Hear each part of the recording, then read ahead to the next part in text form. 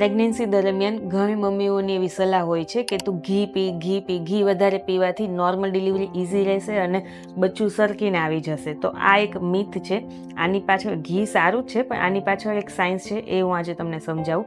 ઘી એક healthy fat છે. એ તમે ડેઈલી અમુક માત્રામાં લો તો એ તમને કોઈ પણ નડતરરૂપ નથી થતું, પણ વધારે પ્રમાણમાં લેવાથી અથવા તો જ્યારે ડિલિવરી પેઇન તમને ચાલુ થાય ત્યારે તમને ઘી પીવડાવીને મોકલે વધારે પ્રમાણમાં, તો એમાં તમને એવું થઈ શકે ઇનડાઇજેશન થાય અથવા ઝાડા થઈ જાય, ઉલટી થઈ જાય, પેટમાં હેવીનેસ થઈ જાય.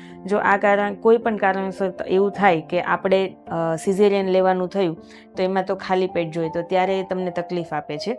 અને ઘી પીવાથી એવું નથી હોતું કે બચ્ચું સરકીને આવી જાય. એ જે પેટનો રસ્તો અને જે બાળક આવવાનો રસ્તો છે બંને અલગ અલગ છે. હા, એ હોય કે તમે નોર્મલ પ્રમાણમાં લો અને એનાથી તમને ટોયલેટ બરોબર સાફ થાય એટલે તમને બાળકને બીજું નોર્મલ ડિલિવરીમાં બીજું કોઈ નડતરરૂપ ના થાય, એના માટે તમે લઈ શકો.